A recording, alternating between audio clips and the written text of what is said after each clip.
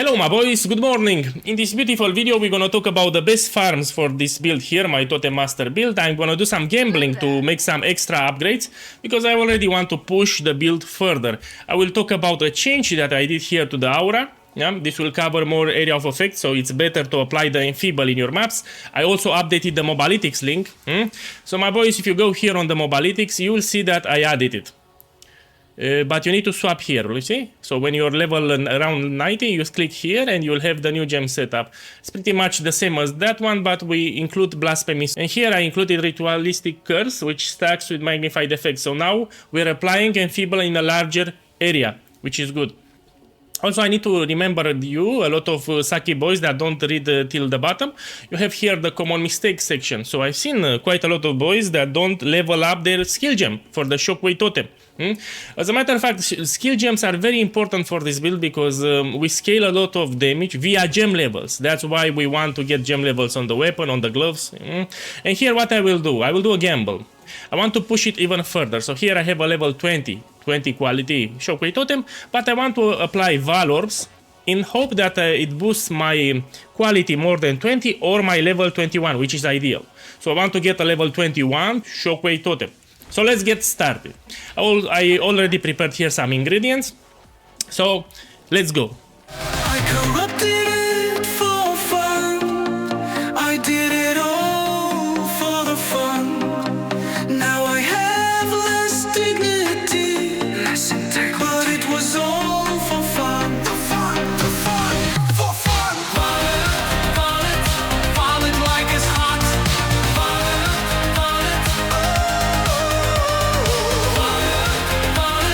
Violet like it's hot. I corrupted it for fun. I did it all for the fun. Now I have less dignity, but it was all for fun.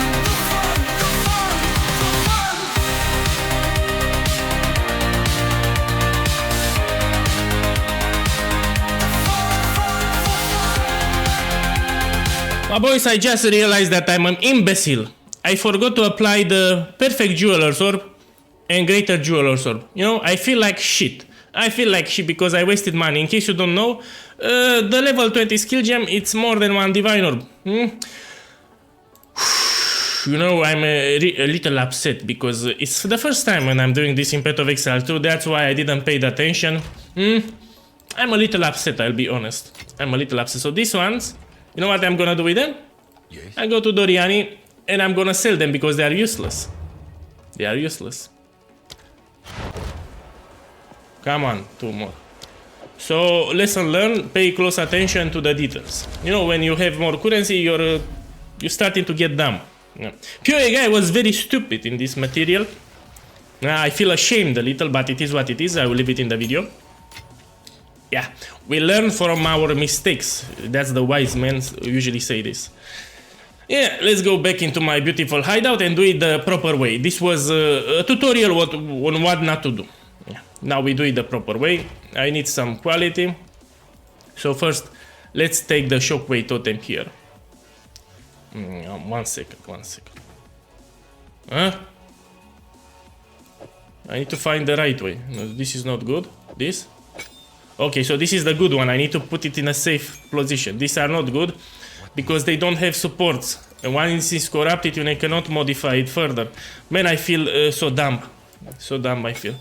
We put it here. Okay, let's do it the right way. We take the shockwave totem, we engrave it. Now let's talk then one more.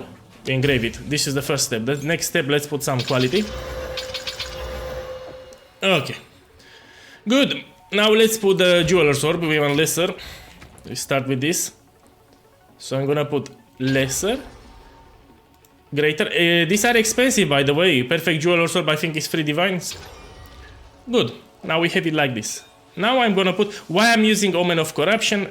Because it betters my chances of modifying this gem. So what I want here, I want level 21, 20. This is the ideal thing, and we hit it. I got it. Oh, I feel so good. I got it. And also it's with, we put it here. I won't even gamble more. And man, I called it, you know what they say, if you call it, you get it. But you know, I got it. So now it's level 30. I don't recommend doing this unless you are filthy rich. It's not necessary. I made all these videos until now without this corruption. This is for pushing the build further, you know, because I don't know what else to upgrade, you know, and I want to do some more upgrades. Let me do something here. Why not? I already bought it here. Let's do it for this one. So what, after you put quality, you'll put lesser, you'll put greater, then you'll put perfect. Now you take it. You will need an omen of corruption because these are very expensive. This is more than 5 diviners, what I did there. So you will want omen of corruption. This. Okay, this helps. Okay. When you have something expensive, don't just put the value. Take an omen of corruption, right click it so it becomes active. And now we're gonna hit it. And we want 2120. Nothing happened. No problem. But it was for the showcase. All in good spirit. We put it back. I'm happy. Now I want to show you what's the ideal farm for this build, which is pretty tanky. I also do a map showcase, but let's start first with that. We open Go Doriani. I like to go here, it's faster. Remember that I always apply emotions on my waystones. This will guarantee that you have the Delirium Fog. This note is busted. Someone in the comments told me about it because I thought this was active only with maps with Delirium Mirror, not with fog that you get from the emotions. Actually works even for those. So instead of dropping 1 splinter, you always get 2. So the monsters from Delirium, they drop Simulacrum splinters that sell for more than 1 Exaltidom. Now we get 2. Man, it's so good. So I'm getting more than 20 Exaltidoms per map, as you will see. And Ritual is also great for this build. A lot of people struggle with Rituals because they die. But this build, because it's very tanky, you can even face tank that tornado. You can stand in the tornado and you don't feel it because it's mega tanky. Let me explain. So this one, Turtle Charm, will block even area of effect spells. Yeah, it's good. Also, this absorb damage, which is a very tanky class. Ritual is good. And because a lot of people die in Rituals, it's good for us, you know, less competition. Rituals, it's all about jackpot farming potential, and I also explain this mechanic here. I made community post with blah blah blah. If you want to see it, you can go and read. It's good. So Ritual is great for us. For Delirium here, I need to put a warning. With this build, you can do the first 2 simulacrums. First one is good if you're around level 92, let's say. If you have all the ascendancies, all 4 unlocked, you will do the first one pretty easy. The second one will be so and so. But I try to unlock the third simulacrum by myself. For those who don't know, simulacrum is really, really hard. It's not something easy that most people cannot do, simulacrums. Yeah. And look here what happened. So I tried. So I died, keep in mind I'm close to level 95, just 25 deaths, and 15 were for the campaign. So this shows how tanky this build is, and 3 of these deaths was me trying to unlock the next set of simulacrum points. I have a problem there, I get perma-stunned. So the monsters push me into a corner, and I cannot move anymore, and I die. It's pretty shit. It's a shit sensation. So now I need to see what I can do for this build so I can bypass that stun lock. I get stun lock. I think it's stun and I cannot do it. But the first 2 you should be able to do it. Second one, be very careful. Yeah. Yeah, try to avoid with this build farming breach. I repeat it again and again. This is not a build for breach. For breach, you want builds with a fast movement speed, with huge area of effect clear, so you want to clear everything fast. My Totem Master build, it's not ideal for breach. It's ideal for Ritual because of how tanky it is. Yeah, and it's actually good because you will know that more people farm breach because it's steady profit per hour than the Rituals, but we have expensive mirror tier crafters that need those omens, so those omens will raise up in price. Already we have omens above 20 diviners. Yeah, keep in mind area level matters. I've heard that the expensive omens can only drop in area level 80 or above. So waystone 15 is actually not enough. You want to have waystone 15 with irradiation. Maybe you want to take this point that guarantees irradiation with corruption, or waystone 16 so you can get those really expensive omens. Yeah, if you have this nose for Ritual, man, the farm becomes even easier. You can reroll 3 times. You're guaranteed to have 4 Ritual altars. This will increase the chance to get omens, and this will increase the chance to find audience with the King Invite. I need to stress that this build is excellent for farming ultimatums and Trial of Sekema. Yeah, and for Trials of Sekema on the last floor boss, there is a mechanic that one shots that slows you down. There is a charm in this game with a rabbit icon, silver charm I think it's called, that negates that slow. Here is a tip: if you want to you reach the floor 4 boss, use that charm. It will negate the slow and you can complete that thing without problems. Maybe I will do the discussion about Sekema trials and their bosses, how to do them properly. It's an idea. Until then I should run a map. So you know the drill for these maps with this build. Because it's tanky, you can use them for extra simulacrum splinters. You will apply this style iron because it's the cheapest one. So here I have a map, we put 3 distilled iron, this is the cheapest one, and we install it. Now let's run a map. So my boys, I want to showcase the radius of the curse with that new support here, and I want to show you the splinters that you get 2 instead of 1. Oh, let's find a place to put it with the ritual, of course, because I love it. You know what, I won't want to stay here all day. Let's see here, augury. Okay, we do this, we put it here. It's basically to showcase the radius of the curse, and I want to show you that you get 2 splinters instead of 1. Let's go. Bam.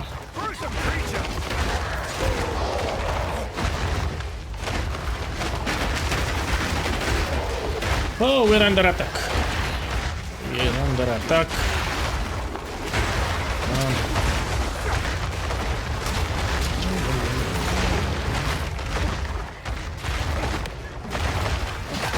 After I reach level 95 on this character, I will try to level a new class. I want to do more tests, I want to have fun.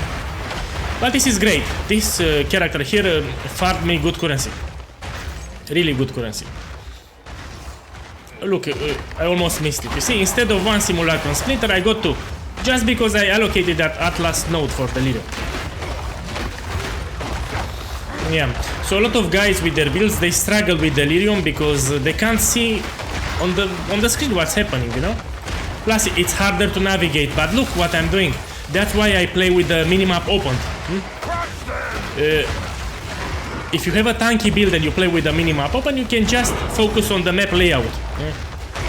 Don't stress yourself with the monsters. If the build is tanky, that was it. Look, the build is so tanky that I can stand in this tornado. Look, I stay in the tornado, yeah? That tanky it is. Now I move very fast because of the anoint.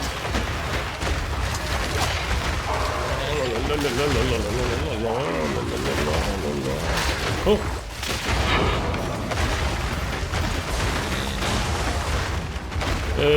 Remember to always move. Now, moving in Path of Exile, it's a natural defense. I've seen some sucky boys, they stay in one place. I know that the build is tanky, but ideally you also want to move, because some of these monsters, when they die, they leave some crap on the ground. Look, here I will stay in one place. I'm placing my Orb of Storms also. This gives me regeneration, some more life regen. It's good.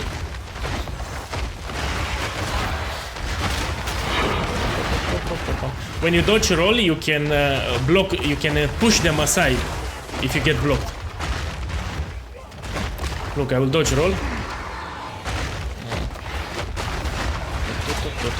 Here I'm breaking their armor, you can do that if you want.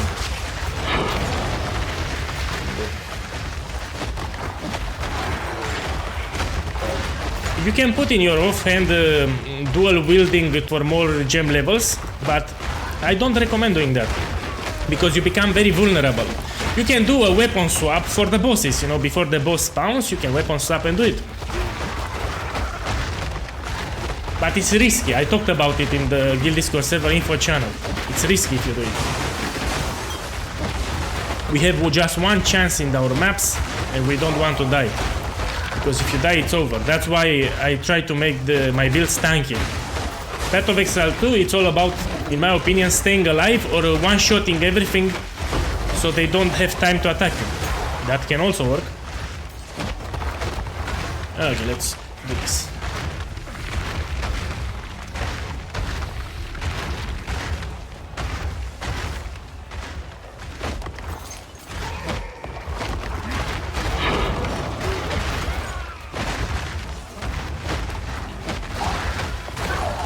You see, again, Simulacrum Splinters.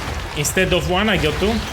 Simulacrum Splinter, it's more than 1 Exalted or per piece, which is good. I'm gonna take. But the loot was not incredible. And one more thing which I'm really upset.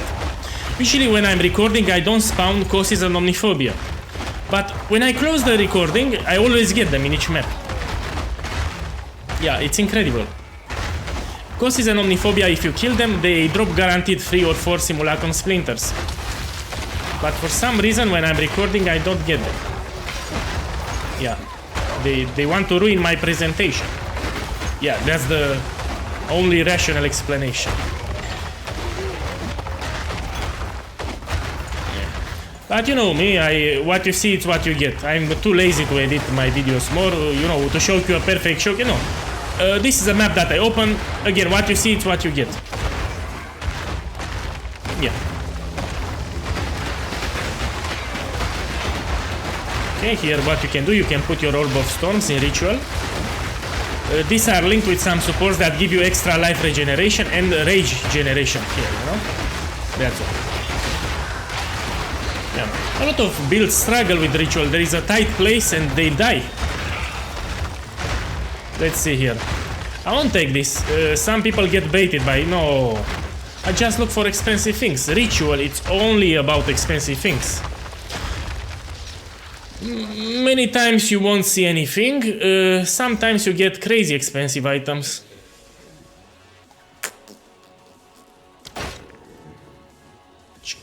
Look, here is a good example. For the boots I look for movement speed 30 or 35, and look what I'm gonna take this and then try to put this.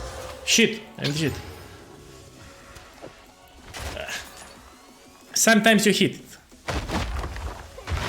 Boots with 35 movement speed, for example, they sell for a good price. Even with mediocre other modifiers, you still get some value. 30 is also nice, but you need to be lucky on those slumps, like get good resistances or good life. No, oh, we're under attack. We're under attack. Oh, we're under attack. We're under attack. Sapphire, we don't take this. Great help. I'm gonna price check this beauty. Let me see. Let's see this. This was made by a skilled artisan. Put it here. It's bad, but I can put it in the guild stash. Now I've seen already all the rewards, so there's no point of starting this ritual here. Yeah. So here I'm just clearing the monsters in hope that they drop ritual tablets. So the more ritual altars you have in your maps, the more chances to drop ritual tablets that sell for a great price at the moment. Look, another simulacrum splinter. Here we take it.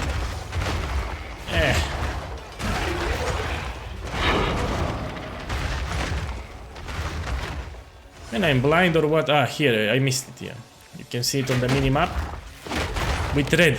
Here, simulacrum splinter we take. Yeah, no causes, no omniphobia, but still I think I got 8 or 10 simulacrum splinters just from the splinters. Let's push this. I like to put some totems to defend me because you're vulnerable while you're doing this. Good.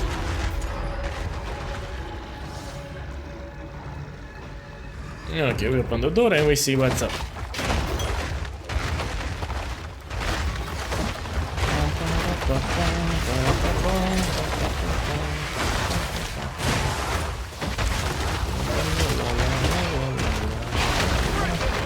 The loot was horrible. And the loot was really bad, but no, I'll keep it like this. Let's see the simulacrum splinters. 10. This is more than 10 exalted orbs just from the splinters here. The other loot was incredibly bad. Usually you get good stuff, but not today. I won't edit it, I leave it like this. Let's identify the rares.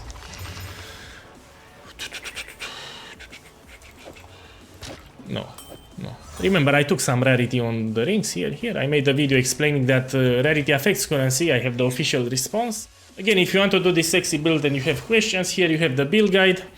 In the build guide you have the mobility links, you also have it in the guild Discord. Here are the common mistakes which, if you're new to this build, you need to read them.